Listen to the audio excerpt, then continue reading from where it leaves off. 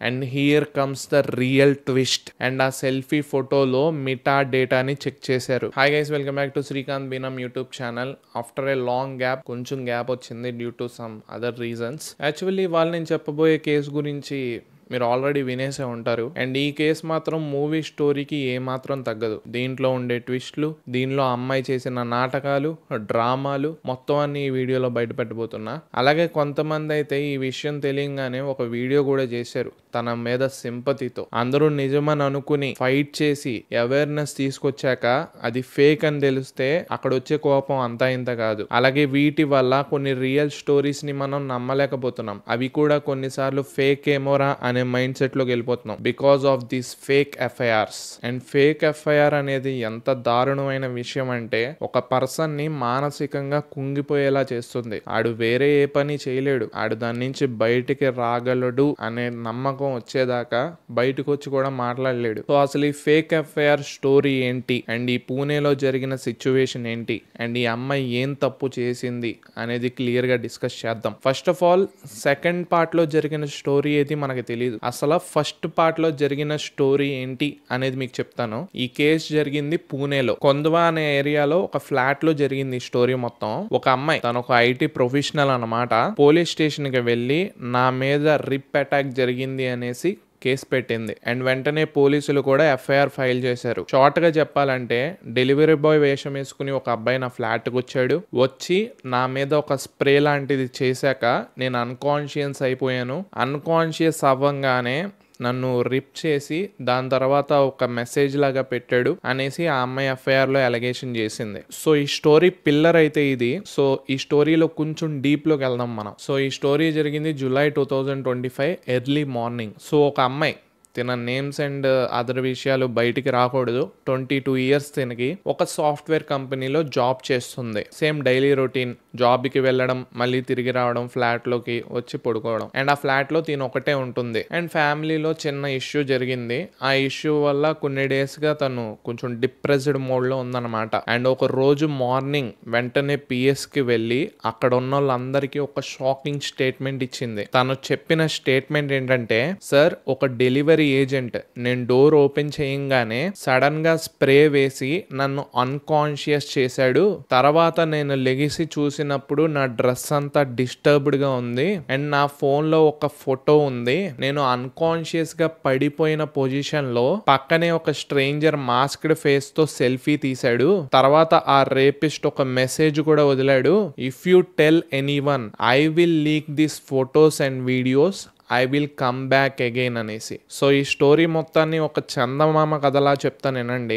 ఒక అమ్మాయి ఒంటరిగా ఫ్లాట్ లో ఉంది. ఆ టైంలో డెలివరీ వేషం వేసుకుని ఒక అబ్బాయి తన ఇంట్లో ఎంట్రీ ఇచ్చాడు. ఎంట్రీ ఇవ్వగానే డోర్ నాక్ చేశాడు. మీకు ఒక పార్సిల్ వచ్చింది, మీరు సైన్ చేయాలి అనేసి చెప్పాడు. డెలివరీ ఏజెంట్ దగ్గర పెన్ లేదు. సో ఈ అమ్మాయి పెన్ తీసుకురావడానికి లోపలికి వెళ్ళింది. లోపలికి వెళ్ళిన వెంటనే ఈ డెలివరీ ఏజెంట్ లోపలికి వచ్చి తన మీద స్ప్రే లాంటిది చేసి తనని అన్కాన్షియస్ చేసి ఆ తర్వాత రిప్ చేసి వెంటనే తనతో ఒక మాస్క్డ్ ఫోటో దిగి ఒక మెసేజ్ వదిలాడు లాస్ట్ లో. లైక్ ఏంటి, ఇది గనక నువ్వు పోలీసులకు గానీ ఇంకెవరికైనా చెప్తే ఈ ఫొటోస్ అండ్ వీడియోస్ అన్ని బయటకు వదులుతాను అండ్ నేను మళ్ళీ తిరిగి వస్తాననేసి ఆ పర్సన్ అన్నాడు. అండ్ ఆ సిచ్యువేషన్ లో ఏం చేయాలో తెలియని అమ్మాయి వెంటనే పిఎస్ కి వెళ్లి ఎఫ్ఐఆర్ ఫైల్ చేసింది. అండ్ ఎఫ్ఐఆర్ లో తన పెట్టిన సెక్షన్స్ ఏంటంటే, section 64 rape, section 77, section 351(2) criminal intimidation, section 69 fraud. And ఇక్కడ మనం క్లియర్ గా గమనించాల్సింది, పూణే మధ్యలో కొందవా లాంటి బిజీ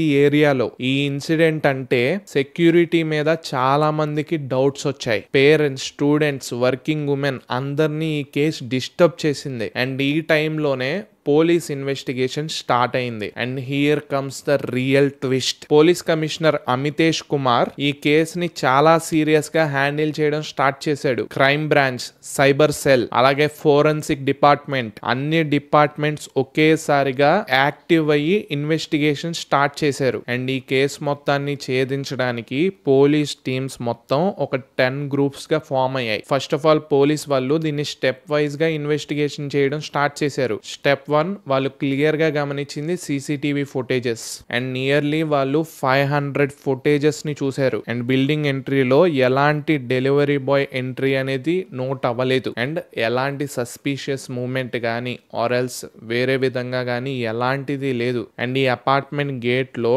టఫ్ చెకింగ్ ఉండడం వల్ల ఎలాంటి స్ట్రేంజర్ అపార్ట్మెంట్ లోకి ఎంటర్ అయ్యే ఛాన్సే లేదు. స్టెప్ 2 లో వాళ్ళు ఫోరెన్సిక్ డిపార్ట్మెంట్ ద్వారా ఆ ఫోన్ ని చెక్ చేశారు అండ్ ఆ సెల్ఫీ ఫోటోలో మిటా డేటాని చెక్ చేశారు అండ్ ఇక్కడ వాళ్ళందరూ షాక్ అయ్యారు. ఆ ఫోటో తన ఫోన్ లోనే తన హ్యాండ్ తోనే తీసారనేసి ఫారెన్సిక్ డిపార్ట్మెంట్ కన్ఫర్మ్ చేసింది అండ్ ఆ టైప్ చేసిన మెసేజ్ ఏదైతే ఉందో ఆ కీ స్ట్రోక్ ప్యాటర్న్ అనేది తన ఫింగర్స్ తో మ్యాచ్ అయింది అండ్ ఆ WhatsApp chats and remaining chats అన్ని బయటికి లాగారు అండ్ అందులో వాళ్ళకి తెలిసింది ఏంటంటే ఆ విక్టిమ్ కి అండ్ అలాగే ఆ డెలివరీ బాయ్ కి ముందల నుంచే కనెక్షన్ ఉంది అండ్ తను స్ట్రేంజర్ కాదు అండ్ ఇవి తెలిసిన వెంటనే పోలీసులకి డౌట్ స్టార్ట్ అయింది అండ్ వాళ్ళు ఒక్కటే క్వశ్చన్ లో ఉండిపోయారు, ఈ కేసులో రియల్ క్రిమినల్ ఎవరు? And forensic department clear statement ఇచ్చింది, ఈ కేసులో ఎలాంటి కెమికల్స్ యూజ్ చేయలేదు అండ్ ఆ డెలివరీ బాయ్ నుంచి ఎలాంటి ఫోర్స్డ్ ఎంట్రీ లేదు అండ్ ఆ అమ్మాయి స్ట్రగుల్ అయినట్లు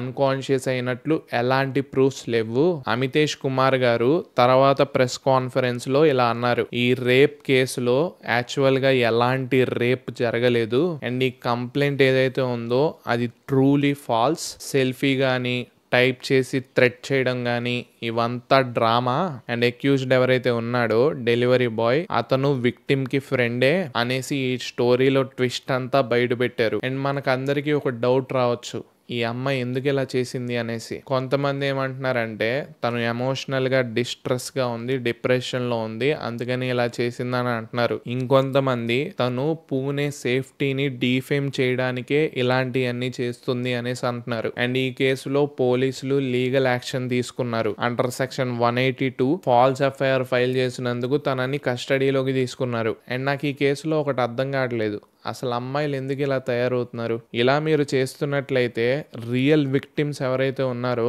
వాళ్ళకి మనం సపోర్ట్ చేయలేం. అండ్ ఈ కేసులో లాస్ ఎవరికైనా ఉందా అంటే రియల్ రేప్ సర్వైవర్స్ ఎవరైతే ఉన్నారో వాళ్ళ మీద నమ్మకం పోతుంది అండ్ పోలీస్ రిసోర్సెస్ అన్ని వేస్ట్ అయ్యాయి అండ్ ఒక హోల్ సిటీ ఇమేజ్ మొత్తం డ్యామేజ్ అయింది. సో ప్లీజ్ మీ అందరికి ఒక చిన్న మెసేజ్, ఫేక్ ఎఫ్ఐఆర్స్ పెట్టకండి. ఒకవేళ పెడితే అతను ఆ తప్పు చేయకపోయినా నువ్వు చేసావు అంటుంటే అతనికి ఎంత బాధ ఉంటుందో అది వేరబ్బా, చాలా బాధగా ఉంటుంది ఆ పర్సన్కి. ఈ హెచ్పి వాళ్ళు కూడా డైరెక్ట్ లీగల్కి వెళ్ళిపోయారు అండ్ ఎఫ్ఐఆర్ దాకా వెళ్ళిన కేసు అది నా మీద. ఆ టైంలో నేను ఎంత టెన్షన్ ఫేస్ చేశానో నాకే తెలుసు. అంటే ఒక అవేర్నెస్ కోసం ఫైట్ చేద్దాం అనుకున్న నేను అంత పెద్ద దెబ్బ తగిలింది ఒకేసారి. తప్పించుకున్నాను లేండి, అంటే నేను వేరేదేం చేయలేదు, వీడియోస్ డిలీట్ చేసి తప్పించుకున్నా. సో ఇలాంటి విషయాల్లో కొంచెం జాగ్రత్తగా ఉండండి. So that's it guys. ఇంకా ఎవరైనా సబ్స్క్రైబ్ చేసుకోకపోతే మేక్ షూర్ టు సబ్స్క్రైబ్. ఉంటా, బై.